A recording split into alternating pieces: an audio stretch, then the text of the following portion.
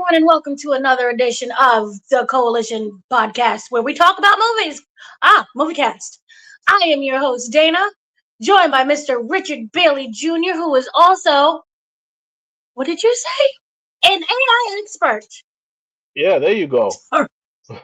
I am meh. If this was Inside Out 3, my emotion would be meh. I think meh was in Inside Out 2. They called it something fancy, all those SAT words. But I'm meh and AI. So, Scream 7. This is the movie that people are waiting for. What were your immediate thoughts after the movie ended? You soaked it all in and you went, what'd you say? Okay, well, first and foremost, let me say this. There was a lot going into this movie. Obviously, there was some controversy before because the Scream 7 that we thought we were going to get was going to be significantly different from this one. So, obviously, going into this movie, when we heard that Neve Campbell was returning, there was some intrigue. Obviously, Neve Campbell was in Scream 5. She played a role in that movie. Um, but my immediate thought after seeing this movie is that I hope that this is the last of the Scream movies, not because I have an issue with Neve Campbell or with the story they told. We'll get into all that, but I just think I don't really think that it delivered in the way that I thought it was going to deliver. Obviously, when I look at what both Melissa and Jenna Ortega brought to the other movies, I think there was a lot more potential with that storyline. Specifically, when you mentioned that this character is Billy Loomis's daughter, I think that had a lot more potential. They teased that in the previous movies of her potentially having a switching to actually being that type of person, same as her father. That was not in this movie, obviously, because of what happened off camera. But it's like when you get rid of that actress, and of course Jenna Ortega doesn't return.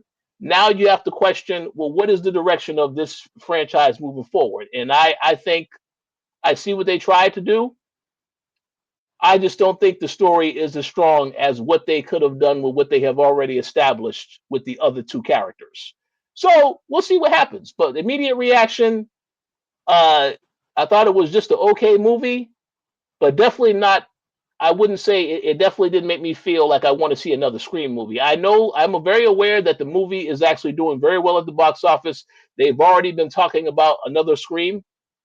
But as from a fan standpoint, I feel like, yeah, this franchise needs to be over with. After this, I think it needs to be over with. That's just my opinion, though. Mm-hmm.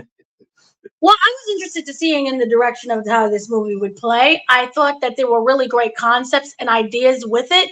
I just thought that it was kind of poorly executed. And when we get to the reveal of who the killers are, I was very disappointed. And someone in my theater was like, "Who?" And I was like, "I thought it was me." I was like, "I don't know." My then was like, "Oh, okay, yay!" But aside from the reveal, I thought everything was good. I would have really appreciated if they stuck to the themes of the movie. One of those big themes going AI, as you stated, as your name. That is a huge game changer compared to, the very first Scream. We had telephones. Now we have cell phones. And they touched upon that several times, especially when it came to 6 in terms of technology. But now we have AI and how you can make somebody look like someone else and how you can trick people and spoof calls. Because even I, for half, was like, wait, what? I'm confused. So I did appreciate that. I thought there was also really great themes of generational trauma, of Sydney passing down her trauma to her daughter. And what happens as a mother is you want to protect your child, but because of that overprotection, they end up being weak. And it will break down into this later on, but the child wanted to learn more. What is it like to have your mother that everyone knows about but you, and you can't even have a direct conversation with her, and her response is literally, go read the books. You're like, what? So I thought that concept was good. There were even, when we'll get into it, nostalgic moments in it, but I felt that we were becoming too reliant on nostalgia in order to tell a story. Even the music was like word for word, beat for beat, the same music. And there were moments where people were started falling out laughing, not because something was funny, but because it was like, oh, again. And of course, remember the whole jacket scene, which I was like, was the only one who was like, I remember the jacket. It was from Scream 3, I don't remember, 2, I think. But it played just a little too much on nostalgia for me. But I can understand why people loved it. I personally am not saying, hey, I don't want another Scream. I just want a Scream that is fully fleshed out. I thought that this, like I said, really great ideas, poor execution. I know you had to work the script really quickly. There was a quick turnaround where we had to do the script, and you had to, they got new writers. And Kevin Williamson, who is, part of the franchise since the very beginning, came back, and that happened. So kind of breaking everything down, we start off with touring of the original house. I think it is now I originally thought it was going to be an escape room, but I guess it's like a Airbnb themed. Here's this.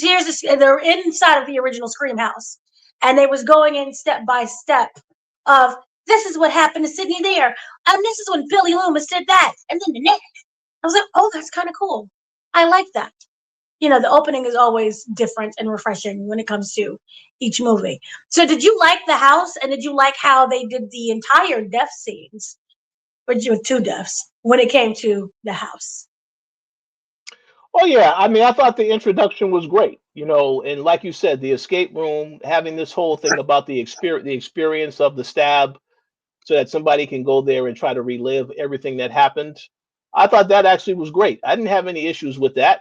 We obviously knew the 2 characters were going to meet their end, and even, I mean, while we did not see what happened to the guy in the trailer showed the Mm-hmm. death of his girlfriend. So it's kind of like, and again, I understand when you release a trailer, you got to put a lot of stuff in there to get people in the theater. So I knew that was coming in, even down to how it was happening, because it was literally in the trailer of her falling from holding on to the chandelier and getting stabbed. So we saw that. But yeah, I thought all that still, I didn't have any issues with that. I thought that was actually very good. And then they're referencing all the stuff that happened, not just in Scream 1, but even in the previous Scream that Sidney was in, where they took out the other younger woman and the other guy, the other people, and the more recent ones, the ones that took out Dewey. So yeah, that was great. Yeah. Yeah, I actually was looking. I liked how they set this up. I thought it was really cool, even though they spoiled it in the trailer. I kind of wish they didn't, because we knew it was going to happen. We didn't know what was going to happen to the boyfriend, but it was like, it's pretty easy. The fact that they set the house on fire, to me, was like, oh, it felt personal, because we see people die all the time. It felt like, one, it was a commentary on how we, what is that word? Not celebrate, but worship sometimes, obsess a lot, obsess about murder. We see all these TV shows. Oh, how many Ted Bundy stories can we get? That's been like a lot of criticism when it came to people like Ryan Murphy profiting off of the death of many people. It's like, oh, look what you're doing to serial killers. And, oh, yeah, this is the fact that, Dewey died there and Stu over there. And there's the TV. Remember, the TV fell and there's the blood. And it was like, yeah, but these are actual people who died. This is not like a movie. It was sad. But, Stab was based on an actual movie. So I thought that was interesting. And the fact that they burned down the house, to me, was like, oh, this is personal. And for that to not actually happen when we learned the actual reason why, it was like, oh, to them it was personal. But like, listen, really? Like, I thought it would have, it was like, oh, and then I went crazy and I admired you, Sidney. I'm like, okay, but we never addressed, why did you burn down the house? Okay, so this is when we kind of understand that the story shifts. This is not about a random killer on the street. This is directly tied to Sidney. They are going after Sidney's daughter, which I thought was an interesting concept, and also frustrated the living daylights out of me because of this one problem. Sidney has 3 children. Tatum, who is named after Tatum in the original Scream, who was, I think, was that Rose McGowan? Tatum was Rose McGowan's. Yeah. So they had a very close bond, and it was very beautiful, the fact that she named him Tatum.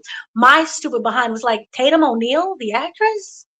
And then I was like, wait, is Tatum the name of the guy who Charles Manson killed in real life? And I got really confused. But it was Tatum from the original Scream, which is Rose McGowan. Please watch the whole Scream franchise. It's very good. And I thought that this was really great. Oh, I was going back to what frustrated me about this. Sidney has 3 children. Tatum is the youngest. Where are your other 2 babies? There was no mention of the other 2. I'm like, are they at boarding school? Is it a camp somewhere? Where are they? And how are they dealing with their trauma? Because Tatum, I believe she would be 17, 18. She's dealing with a lot by being the oldest.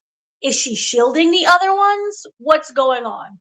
So the concept of using the daughter, what did you think about that? And the fact that it opened with the scene of the boyfriend climbing in the window, which was step by step, word for word, what happened in the original Scream. Billy Loomis climbing in the window. Oh, Billy. Did you like that? Because I was like, I think I love this, beat for beat. So here's the thing. I do like the Mhm. idea that they focused on Sid's daughter. I think that made sense, and also the fact that she's a very overprotective mother, therefore she didn't really want to teach her daughter anything about what happened with her life, or even how to really defend herself until she had to defend herself towards the end of the movie. I didn't have an issue with the focus on the daughter, and I also will Mhm. add that the entire casting for this movie was great. Like the younger generation of upcoming talent that they put on display, that Mhm. was great. The way they interacted with each other, that was great. But yes, going to the frustration of what you said, a lot of the same type of stuff, like you said, the boyfriend coming in through the window. We already expected that. The fact that they suspect the boyfriend, that has been in literally every Scream movie where they suspect the boyfriend is the one that did it. And by the way, there was a scene in that movie later on where you saw him playing around with the AI on his computer. They didn't even go back to address that afterward. I was frustrated with that because he's like, "Oh, I was just testing this out to see how it." That made no sense whatsoever. So I was frustrated about that. But going to the point of, I didn't have an issue with them focusing on the daughter, but there were some other issues I did have. We will get into that for sure. They did slightly, and we'll get into this more. They did slightly mention about the AI because Yeah. he did say this and this and this doesn't match up, and this is how you could tell it's AI. So he was Yeah. deciphering everything and then trying to recreate it. They just did a really poor job at explaining to her Yes. what they was doing. Um, Here's the thing. I originally was offended to the point was like I started to hate the daughter until I realized why they did this. I was like, how disgusting are you to reenact you not to say that they did it on purpose, but to know that the mother went through the trauma of Billy Loomis and he came in through the window of the bedroom because it's in the movie Stab. My issue is this. Then I realized Sidney never talked to her daughter about Billy. And they never sat down and watched the movie together. So therefore, she doesn't have a frame of reference directly from her mother. She's seeing a reenactment they met that might not actually be true, which then goes to further explain if you don't sit down and talk to people about your history, how does it go? You're bound to repeat it, which is why we get the generational trauma that she has passed down to her own daughter because she hasn't addressed her own and then opened up to her daughter. So I thought that scene, after thinking about it, was very smart to include. Even though, yeah, it's nostalgic reasons, but also here's the psychological reason as to why that was included. So for me, that's what I really appreciated. We do know that she is still in high school. She is doing a play. Well, I think at this point it's a musical, but she's doing a school musical with her fellow friends. You have the boyfriend, you have the best friend. You have the people who are working along with the play. Grace McKinnon, I think her name is. She's in this. She's the one who was flying around. So we're like, oh, okay. If we start doing a repeat, we all know what's going to happen. Just in general, Friends are never safe at all when it comes to scary movies, and we're going to say goodbye to somebody. So I did like that fact, and I did like the friends that they had. I felt sometimes it was a little forced. You had the guy who's like, oh, this is the creepy guy we don't know anything about, just to be overtly creepy. So I don't know if to make an excuse to be like, oh, they were making fun of themselves. But like, look, it's the creepy guy who's always creepy. And then the best friend who's always best friendsies. And then the one who's like, she loves you, but she's also a little snarky. So, as you stated, I did like the friend dynamic of that as well. But one of the big things and I'm like, well, teacher, why are you saying this? She started screaming at the daughter, basically saying, you don't have commitment, and you don't have the grit that your mother has. And I was like, screw you at that point. So it's really interesting to kind of, they view the daughter on the basis of the mother and the kind of the weight that is the bearing of that. So what did you think of the concept of putting that pressure onto a daughter for just simply being her daughter? And it's a school play. It's not like well, just like one of the other characters said, this is only a school play. It's not that serious. But I Mhm. think they did that intentionally, to really highlight the fact that Sydney never really told her daughter about her past, refused to have that conversation with her. And obviously, yes, she is very shielded by her daughter. Her father also is a police officer, so maybe you feel the need that you don't really have to teach her how to protect herself. But in these extreme situations, as I say, as the movie goes on, then you have to tell her this stuff because she needs to know how to defend herself in case anybody's coming after her. But I did think Mhm. that the teacher giving that instruction, that was way out of line for him to say that.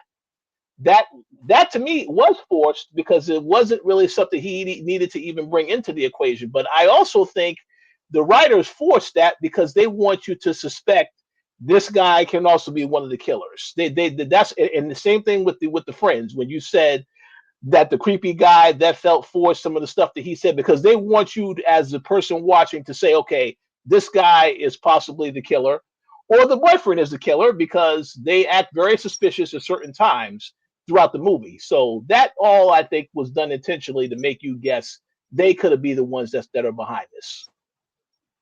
Right.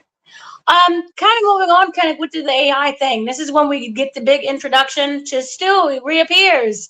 Um, I was so upset because I spoke to Matthew Lillard and was like, "Hey, how's Scream going?" Nothing. And he's like, "What do you think?" I was so upset. But Stu's back. He's not back, but he's back. He's back in AI form, and he is teasing and very great video for AI. Basically saying, "I'm gonna kill your daughter now. I'm in Pine Grove," and they had the scars. Because remember, the TV fell on top of him, so we have the scars now. Um, and he is going after the daughter. But before he can get to the daughter, he goes after the friends very quickly. The engineer is dead. That's the person who's working the lights is gone. I think another kid is also stabbed. But then we get to the big scene, the big flying scene where the friend is stuck. They made it a thing, kept saying she gets stuck up there. Her foot it gets this little knot there. She can't get out of the harness, and he has her swinging around. And it's a very beautiful disembowelment. How did you feel about that death? And then the use of the shadows of like of her just. That's one thing I will say. Yeah, a lot of the deaths in this one were especially gory, which I didn't have an issue with. I still like the grittiness of Ghostface being in New York City because I think back to when he went into that bodega, the guy had the shotgun. That to me just feels like that was a different type of Ghostface that I enjoyed more, and they're not solely relying on using a knife to take someone out. But the way they handled it in this movie, I didn't have an issue with that. And you did mention the actress. I think you said Grace McKenna, right? Um, Mhm. she definitely is making it a point to be in a lot of these scary movies. She was in Friday Nights at Freddy's too. She was in that movie, and then she also obviously was in the Ghostbusters movies that they made. So that's why I say very interesting that they have her in all these different movies now. But I thought the scene was great. We knew, however, yeah, you saw the back and forth. It was like, yeah, just the teasing you, and then finally, yeah, that was pretty gruesome. But yeah, I didn't have any I issue will with it. Go ahead. I will say this. New York City in general is way tougher than Pine Grove. There's a certain Yes. there's grit. You can't be a Pine Grover and gentrify yourself into New York City. You know, the music is too loud. What is the bacon, egg, and cheese? There's seasoning. What is going on? So that is why Ghostface in that movie had to change his tactic, because when we saw that shotgun, we was like, oh shoot, you gotta abandon all kind of like what you thought Ghostface was. In this movie, we didn't get that because it's like Pine Grove. Here's the deputy and the town sheriff. We don't have towns. We have NYPD. You know, we'll come in there and put you in a chokehold kind of situation. We don't care about laws. And there it's like, it's cute. It's nice. Stab, stab. That's it. So that's why it was much grittier. And I did miss that. But I will say I did enjoy the deaths in this movie. But the ones before, even the fires, there's no fire escape in Pine Grove. So yeah. Um, So this is okay. So I thought the use of, we just talked about the AI and everything was a deep fake. And because of that, Sydney she was like, oh, hi, Stu. Like it was nothing. Because remember, all her entire life, since she was a teenager, she's been getting, I'm going to kill you, those kind of calls. So this meant nothing to her. But once she realized, hey, this is actually real and you're going after my child, this is when we see her immediately snap back into old Sydney. And that's when I really appreciated this. This is when, for me, I think Neve Campbell did her best work in the Scream franchise. The acting was top tier. And I think it mattered more. Because, yeah, you got your friends and you got yourself, but now it's your child who is completely innocent as well. And this is your offspring. I don't know what your other two offsprings are, but this one is your offspring. And you're going after your child. So I thought that made it extra serious. And of course, she storms in the school and she's fine. She didn't know anything that was happening. And then, of course, this is when we get the gathering of friends, and it's like, one of you is a suspect. What's going on? Yeah, so we kind of touched upon the friends already, and this is when we get more of Tatum asking her mother, who are you? And the refusal. And this is when we get we had the jacket scene earlier, which is a callback between, oh no, I'm triggered by the jacket, understandably. But you see that her daughter, really admires her and really loves her and looks up to her. And it's a cool jacket. It's technically not the same jacket from Scream 2, but it's a good jacket. But I like the fact that they had that. And you keep seeing Sydney purposely keep shutting down, which further bothered me because from my understanding, Sydney, I think, wrote a book, because this is when we get to remember the whole Gail question. You wrote a book, you told everyone about your life, but not your own daughter. And that is what severely threw me off and just made me really frustrated, is you can tell the world what went through your entire trauma, but not your daughter. And so when they say read a book, watch the movie, it was like, how are you? When was the moment when you completely shut down? Because you was willing to help other people, but and in a way, it kind of made sense as to why we didn't see her in Scream 6, because she was still dealing with her own trauma and her own children. So she was like, screw them kids, I'm taking care of my own. But when it really came time for you to take care of your own, we realized that you sucked at it. So what were you really doing? You suck. So anything to say with that? I agree 100% with what you said about being frustrated with that. That's again, I guess, the overprotection of I don't want to really tell her anything until it was necessary. Until now, you're fighting for your life. Oh, I have to tell you how to defend yourself, and she has to say multiple times, "You got to shoot him in the head." Multiple times, she had to say that in the movie. I was a little frustrated about that, which we'll get into later when that showdown happened. She had to tell her that twice. And I'm like, come on now, you know what the deal is. And then, of course, it happens the third time. One, two, three times the charm. But one thing I do want to Mhm. mention, because you talked about the AI, let me just say this. I think that Matthew Lillard was outstanding in this movie.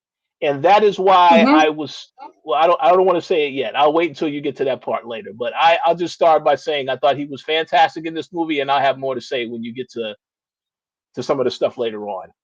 Yeah. Also, what was interesting, speaking of Matthew Lillard, Stu's body um was never did the proper intake. So his Yep. body could actually be missing. And this is when we discover that there's a psych ward where a patient, Stu, and another patient were really close and had conversationships with each other and would tell each other about, the adventures of Sidney Prescott, essentially.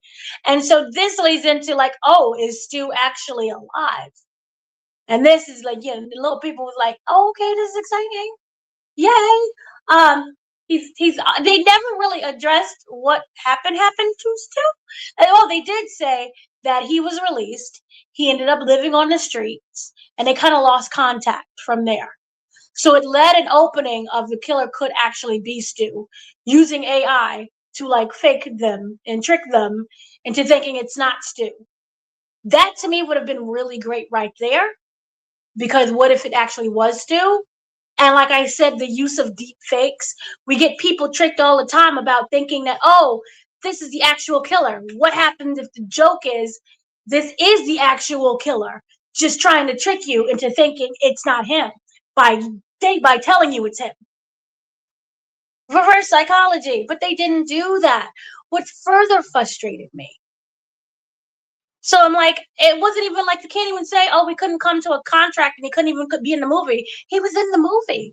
Even if he did all his stuff on green screen, I'm pretty sure you could have gotten together somewhere in someone's backyard and be like, it was me, Sydney.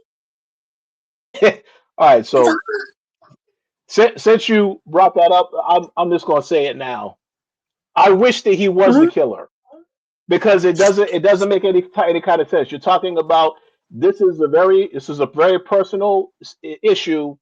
This character knew exactly where Sydney was, even going back to in the beginning where they talk about the ghost face knew everywhere, everything exactly where to go. He knew the layout. It is more believable that it would be him because of all what happened to him in the first movie and all of the chaos that was caused. It would make sense to really, you hold this grudge, get payback. It just made more sense for him to be the killer. And again, if they because again in the previous Scream movies we didn't hear anything about he could potentially still be alive. They didn't tease that in any of the other movies. So this is the idea that they came up for this movie specifically to try to make it more personal to Sidney, but they didn't go full on with it because he wasn't the killer. So No.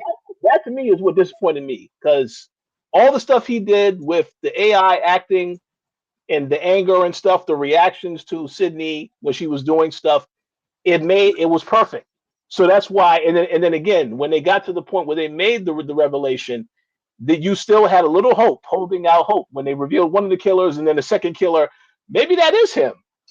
That's why I was very disappointed when I saw that at the end. Yeah, they had. I forgot. Technically, there was three killers. Yeah, But they had the guy who they thought was the killer, the first killer, was the guy from the coffee shop who was mean mugging her. And this is what I mean by being too obvious. If you sitting at me like, I'm gonna remember that. And then when they lifted he got ran over by a car who happened to be Gail, and then the two twins in the back seat. Got ran over by Gail. And I'm like, oh, okay. And then she's like, no, there's always more than one. And it kind of felt like a parody. But Gail is back. Yay, Courtney Cox. She's still alive in this movie somehow.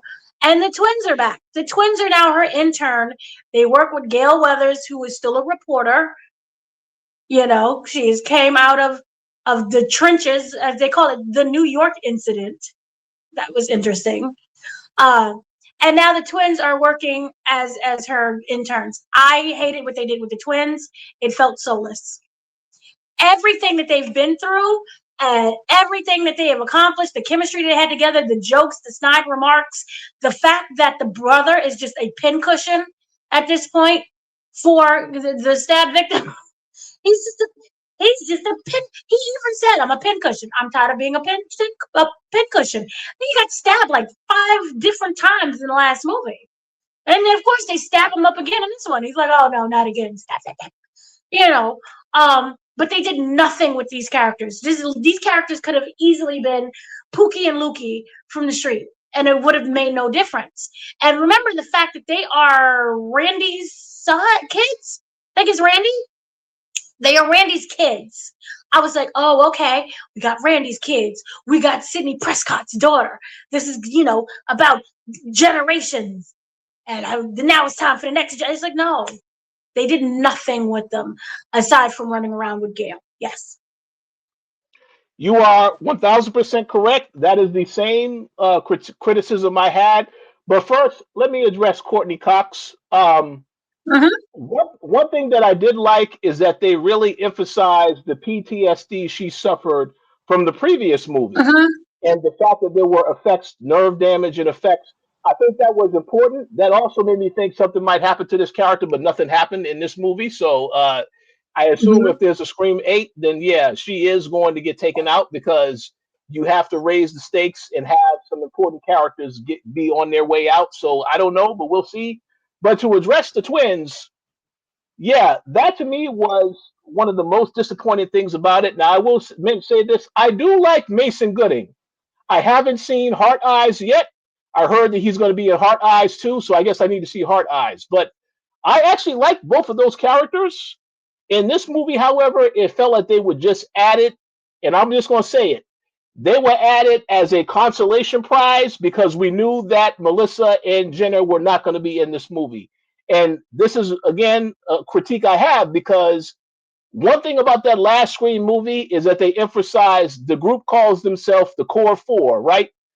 It was all those characters. That's why they had built a bond shared by all the stuff they went through. This is why I say those two characters, I don't think they should have been a part of this movie. If you're not going to have all 4 of the people together, and I did see that Jenna Ortega, she released a statement, I believe it was this week, where she gave the reason why she was really the real reason why she didn't come back to the movie. It was because the same people were not going to be a part of it. The same cast and crew were not going to be a part of it, because she had built bonds with all those people. So that to me, obviously, was the reason why I felt like they didn't need to be in the movie. Yes, they were there to, raise suspicion on the other characters that were in the movie. They have the little game about, okay, this person is a suspect. That's the only reason why they were there. And then some of the comedic relief, I guess you could say, with Gail, but really it was there to try and help to really emphasize this person could be a suspect, that person, so on and so forth. And of course, like you said, Mason to get stabbed up a couple of more times, and of course his sister getting stabbed up. This is why they were there. But I just feel like I did not like that. I like those 2 characters. I like both of those actors. But in this movie, it just felt like it was forced to have them a part of this, because this event is taking place. This is not in New York City. This is somewhere else. So I didn't like that. So I agree 1000%. That was a critique I had with them being in the movie. But I like both of them, just not for this movie.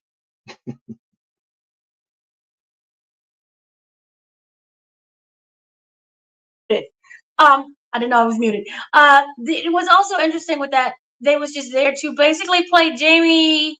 Oh gosh, I forgot what his name was. The actor, Jamie. It wasn't Randy. He was Randy. Yeah, Randy. Yeah, that was his. He played What Randy's his? character. It was what, Randy's nephew, his nephew and niece or something like that. Yeah, they were there. Yeah. No, but like the actual I forgot who the Yeah, I forget. actor's Yeah, name is. yeah, His name is Jamie. yeah, I forget his last name. Yeah, his first name is Jamie, though. Yeah, you're right. Yeah. I'm like Jamie Foxx. Like, no, that doesn't look right. not Jamie Foxx. But they was basically there to like do the whole. Remember that took place was on the couch in a room when it was like, and then you, and then the killer, and never say.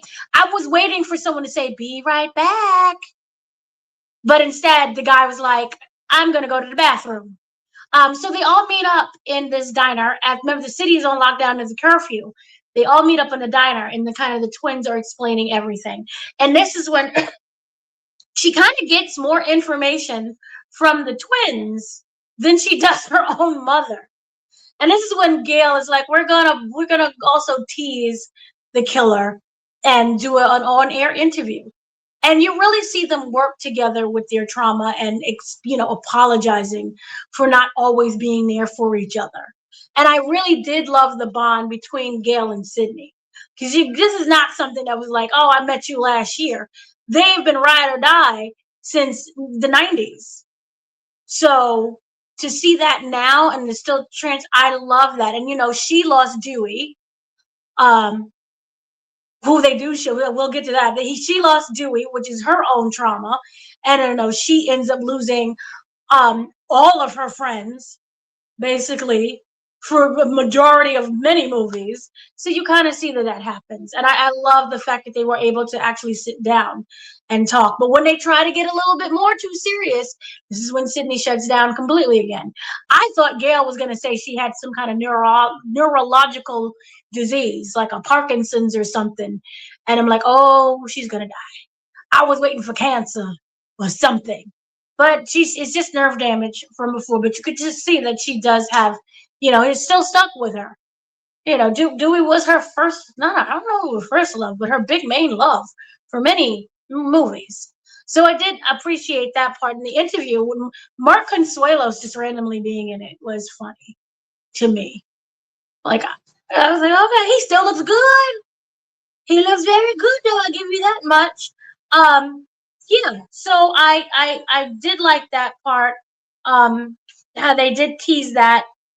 Then this is when we get the bar scene where this is what I thought, oh snap, they killed all the black people at once. Because the girl gets stabbed, the brother gets stabbed, the black friend gets stabbed. I'm like, oh, they took them all out. The creepy guy gets stabbed. Everyone essentially dies, I thought at first, in this scene. Yes. Now go to that scene. Whose death do you think was the most gruesome of that group? You already know what the answer is gonna be. I mean, the ice pick was just right there. He scooped him up and was like, yeah, and that was gross. I mean, the girl was like, the girl was just unfortunate. It was like the glass shard pierced her neck. So it wasn't like, I'm gonna kill you. It was an accidental. It was like, oh, you happen to just, the glass fell wrong. Now it's in your neck. He didn't stab her with the glass. So it was like, man, Mason, they thoroughly stabbed him up. They got the sister too. So it was like, oh yeah, they took out 3. I'm like, what? See, this town don't like black people. All 3 are dead at once.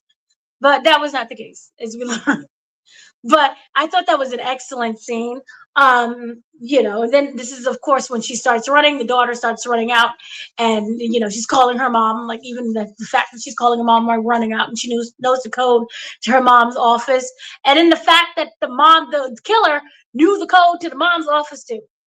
That was the scene there. I was like, oh, okay, so this is actually really, really personal. He's been stalking and learning and things for a while. And then this is when we get the whole, here's the gun. And then I've loved the part when she, is moving the table and then puts the gun down, and everyone in the theater is like, no, I'm like, you stupid. So that scene was nice. And then she taught her how to shoot through the walls. So that was great. I think I'm skipping the scene where they were chased in the house. Oh no, that's later on. The father gets stabbed up in between all of this. He's stabbed by going into the garage. Yes. And that, ladies and gentlemen, is another critique that I have, because they made a comment. There was a comment made when he got into the fight with the other guy, right? The guy that got ran over. there was a comment made, I believe, by Sydney, yeah, that her husband could take a lot of damage or whatever. Somebody made the comment, and I don't know which character it was. But then you see that scene where he goes into the garage, he gets stabbed up, and then this happened earlier in the day.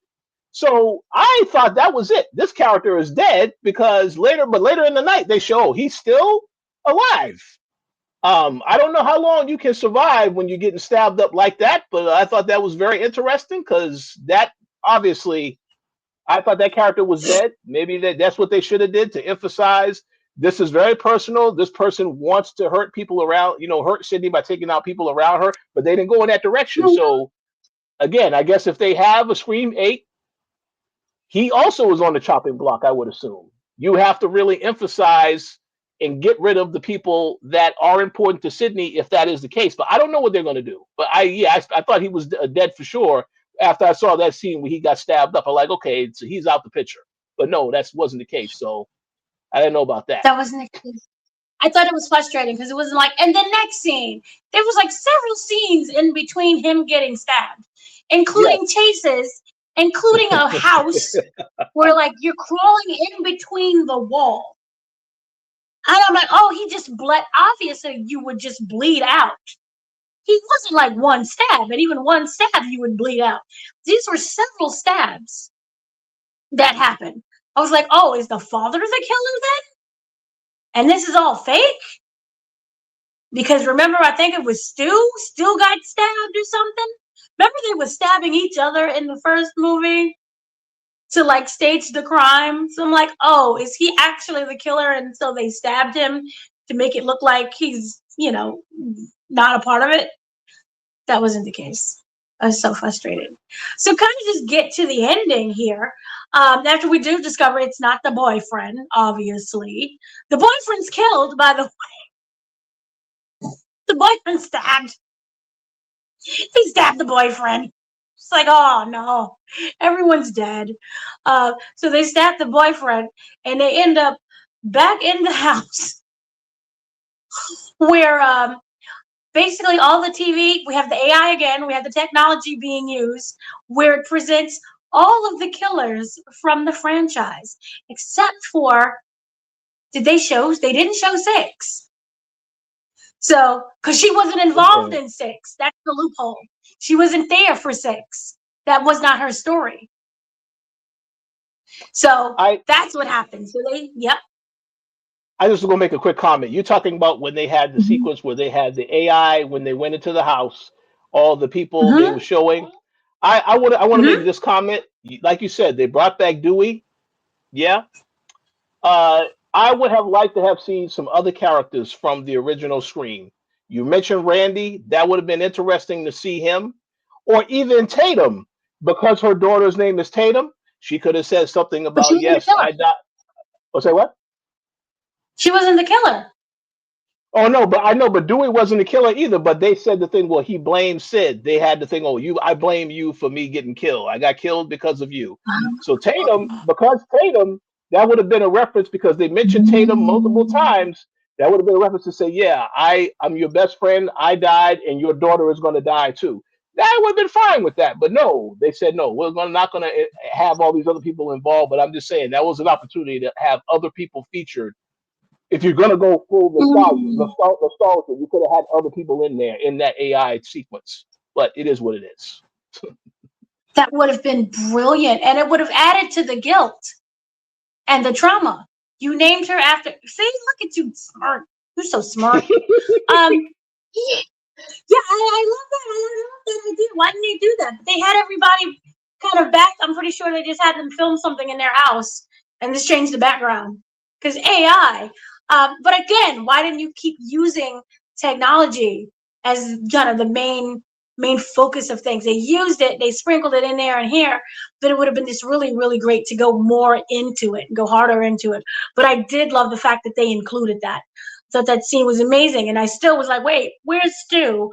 And of course, we all know that it was not Stu when we get to basically the big reveal, which was this is when my name Meh comes in, where I was like, oh, it's gonna be Stu. It's like, what are they gonna do? What's gonna happen? It wasn't Stu. I was so sad. Instead, It was the neighbor and the psychiatrist. The what was, I don't think he was a doctor or a psych. No, he was a patient or one of the workers in the psych ward, who explained that they had, he was there, Stu was there, then he left, but he got a friend, and he is the friend that Stu was talking to. What are your thoughts on that lovely moment? So like I said, I don't know what the general reaction of this movie is. I guess you said people love the movie, but I got to be honest. The people who are saying they love this movie, I don't think they got to be honest with themselves. I don't think they would be that happy about the reveal of who the actual killers are. Now, the guy in the psych ward, I guess that kind of makes sense that he is an accomplice, because they did question him earlier in the movie. He was talking about, Stu was here, and then of course the other guy that got taken out, they were both there. They became friends, so it kind of makes sense that he could be an accomplice. But to have the neighbor as the killer, in my opinion, it made no sense, because you never saw a relationship that Sidney had with that character. Yeah, she showed up in the beginning of the movie. They were talking back and forth she's talking about this thing she's going through with Tatum, but you never got a sense from the very beginning how important this character was to Sidney. It's just a random neighbor who has a son around the same age, whatever, but it's not like there wasn't no build up to any of this. Whereas in the other Scream movies, like take for example, the previous movie, right? Where they brought back Kirby, and they suggested that, okay, Kirby, is she the one that could have been, again, that character has a history in the series, so that I think was okay, because you know about the character's past trauma of what she dealt with. That's why you think, okay, I could understand why they would make her a suspect in this. But this here, it made no sense, because number one, the actress, I don't have an issue with the actress. She's been in a couple other movies. But that character, I didn't give a damn about that character. I'm like, who the hell is this character, and why is it believable? Is it believable that she would be obsessed with Sidney? And she's talking about, oh, I read your book. I was so inspired by your book. I killed my husband, and then I started killing all these other people. It made no kind of sense. That to me was very weak as a reveal.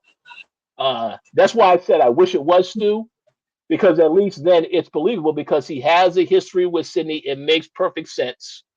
Even if they said the person making the AI videos, it was somebody else. Now let's also play quarterback here for a second. Let's say that the person was using AI of Billy Loomis. All right. Let's say they were using AI Billy. Obviously, we know Billy is dead. There's no question whatsoever. And then you reveal at the end, oh, it is Stu. I would have been fine with that too. Because again, Matthew Lillard did a great job with all the stuff that he did in this movie. I just think it's unfortunate that you don't go full, you don't really explain what happened to him. You say, oh, he died. Really, he's dead. But yeah, I didn't like that. I didn't like that. So I had an issue with that. You can't use Billy, because Billy had such a huge arc when it came to 6. Yes. So I understand I'm not doing that. And since the very beginning of Stu's death, there's always been, well, is he alive, or is he really? What's really going on with Stu? And even online, it's like, where's Stu? So I understand why they would use Stu, and I understand why he couldn't use Billy at all. He had his whole thing with his storyline. My thing was that there just wasn't any emotional connection to the character. We had one scene of them together, really, when they were sitting down at the coffee shop. And it was like, are you okay? How are you doing? And that her son is obsessed with podcasts, and that he wanted to interview her for his podcast, because that would be a huge thing. And I think that, again, that would have worked exceptionally well. What happened if it was the son and not the mother? Because we're so obsessed, again, with the podcasting. How many serial killing podcasts do we listen to? We have a whole show, Only Murders in the Building, which is based on what I mean? They did a podcast within the murders. It was about the murders in the building. And that's where the podcast originated. We are obsessed with podcasts to the point where there is an unnecessary Emmys category for podcasting. And the fact that you couldn't get one of the biggest final girls and you couldn't get her on your podcast, I would have appreciated more than I'm a mom who has a son. Remember, she killed her own son and she stated, oh, he reminded me too much of his father. We didn't really get to see. I'm like, it was a lot of telling without no showing. So that's what frustrated me the most about this. I would have appreciated if we really felt a connection that she had with Sidney. There are many people, and again, you can make the argument that this goes with how we connect ourselves with celebrities or with people, and we've never met them. How many times do we give commentary on a celebrity's life, and that celebrity doesn't even know you exist? Look at, for example, the Cardi B and the Megan Thee Stallion situation, or the Cardi B and not Megan Thee Stallion, not Cardi B and Nicki Minaj, or Nicki Minaj and Megan Thee Stallion. Even when it comes to court cases, remember that whole court case with Megan Thee Stallion? We wasn't there. We don't know anything, but we make a lot of opinions about it to the point where we become obsessed with the character. We have fan accounts for people we never met. Club Chalamet is based off of the Chalamet boy, whose name Timothy Chalamet. That's a whole conversation in itself. But we have these obsessions, and we have this, what's that word? Parasitic relationships with people that we have never met. So I really would have wished that they focused more on that instead of just giving us a small monologue. If they would have made her more desperate to talk to her, pry more into her business and her information about her, I just didn't feel a connection. And it would have worked if that was your killer, to build that from the beginning of the movie. Instead, we got a small introduction because of the son. Would you be on my podcast? And mother saying, oh, no, that's rude. Stop now. Stop. Or even if, my mom's really obsessed with you and she says that you saved her life. That would have been a clue into something. But we didn't even get that. Instead, we got this monologue at the end. I was sad and desperate in my life. I was in an abusive relationship. I read your book and you gave me the strength to kill my husband. And so now I want to be you. Yes. So in other words, they did the exact opposite. Sidney did not want to tell her daughter about her backstory, whereas with this character, the son was obsessed with wanting to do a podcast, and she kept telling him, no, you're not to come to this house again, leave these people alone. Really, when she is the one that wanted to get over there and take out Sidney. So I guess that's what that was about. But I agree, it's not. And one quick thing I will add also, and I will tell you this, if people haven't seen it, I will make a recommendation. If they do a Scream 8 and they want to be creative with how they tell the story about the killer, I would highly recommend that the writers watch His and Hers on Netflix, because the way they reveal that person, that was fantastic. That's how you reveal a killer, ladies and gentlemen. Just my opinion. But go ahead, Dana. I have not seen it. I can't say anything. I have not seen it. But yeah, so I just thought it was really interesting. And then slightly very disappointing, because even if we've done duos multiple times, we've done was it mother and son? We've done duos with their family members. And even if you say that's too repetitive, it would have just made sense. Because the concept, the realization of it was going to be silly either way. But you could have really built on a parasitic relationship and then dragged the son into it as well.